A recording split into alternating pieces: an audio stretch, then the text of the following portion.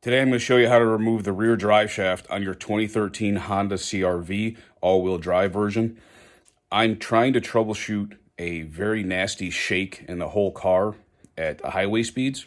This is one thing you might want to do as part of your troubleshooting process, is to remove the drive shaft and drive it without the drive shaft in place to find out if your shake is coming from the drive shaft. So my entire troubleshooting process for this project was kind of involved, and I won't go into all of it on this video. If you want to learn more about the different steps of troubleshooting this whole process, I'll put a link to the CR-V Owners Club forum where I'm making a more detailed post. You can read through all the different steps I took to get to this point. So let's get on with tearing out this drive shaft. Okay, for tools, you're going to need a 3/8 drive ratchet. This is a 10-inch extension. You might be able to do a shorter extension, but I liked the 10-inch for this. You need a universal wobble joint. This is a 10mm 12-point socket. Later on, you're also going to need a 14mm socket, a 12mm socket, a 10mm 6-point, makes it a little easier. You can use a 12, but I have a 6-point anyway. And then a plastic clip panel tool like this. Okay, so the way I set mine up is, first of all, my parking brake works, and I have the parking brake on. But before I did that, I backed it up on the ramps and set the parking brake, and I've got the front jacked up on jack stands. This is very important that the car is secure. You have to make sure, if you do it this way, you have to make sure that the parking brake works, because at some point during this procedure, you may need to put the transmission in neutral, and you really don't want the car to roll down on top of you. That would kind of ruin your project. So I'll show you underneath now. Okay, so I've already removed, test-driven mine, and reinstalled it. In my case, the shake was not coming from the rear drive shaft.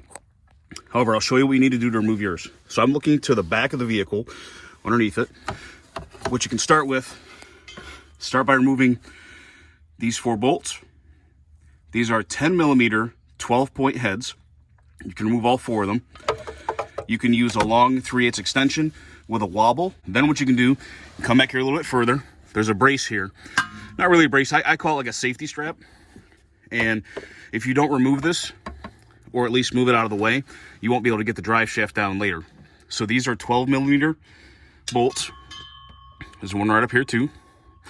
So what I found is one of these heads was rounded a little bit. So what I did instead is I took out the one bolt that I could, and I just bent this strap down and out of the way to let this drive shaft come down. But you can remove this, or at least loosen the one bolt first. It won't be able to come down yet, because we got to keep going down here. A little tight down here. Okay, so now what we got is we've got this center bearing support right here. Okay, this has 2 14mm bolts. One is right here, you can see just fine. The other one is tucked behind this plastic. You can push this plastic to the side enough with your socket in order to twist that out. So 2 14mm bolts will let this bearing support dangle. Getting closer. Now, as we look to the front, way up there, you can see there's 4 more bolts. 4 more of those 10mm 12-point bolts holding the shaft to the output of the transmission transfer case system. Problem is, to get to those, you got this plastic shield here. It's not a big deal though. So you've got, I believe there's 3 of these clips. This style clip. What's good for that is a set of these type of pincer plastic clip pullers. So you can actually just grab the head of this, just like this, pinch it and pull it straight down, and that'll pop those clips out. So let's see, I think there's 1, 2, and there's a 3rd one right here. Then you have to continue around the panel, because there are also 4 10mm bolts. There's one here, there's one right here of this panel, one right here, and one right here. That's going to let you get the rest of this panel down, and that's going to let you reach the 4 10mm that hold the front of that drive shaft on. You'll also notice there is another safety strap right here You don't need to do anything with that. That one can stay in place as long as you loosen or remove this rear one. Okay? So once you remove all those things, you'll be able to get this end of the drive shaft down and around this strap. Then you can pull the drive shaft straight backwards and get it out from underneath the car.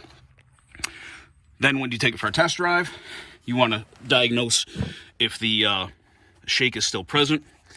Then you can reinstall the old drive shaft if you have no shake, or go ahead and throw a new drive shaft in if you if the shake disappeared. Then once you reinstall everything, you're going to want to use 24 foot-pounds to reattach these bolts at each end. And then you'll be all good to go. Of course, reattach your strap. Okay, so when you go to reinstall the drive shaft, you might find that these don't line up anymore because, you know, the rotation of the wheels, rotation of the transmission. So what you can do, for example, right now, even with the parking brake set and the wheels on the ground and everything, you can twist this part of the differential, the yoke here on the differential. You can twist that to match the drive shaft if you need to, okay? Then once you get to the front, that might not line up properly. But what you can do there, with your parking brake set on the back, if you're using ramps, you can put the transmission in neutral, and then you can twist the front yoke to match the front of the drive shaft attachment. So those are all the tips you should need, and thanks for watching.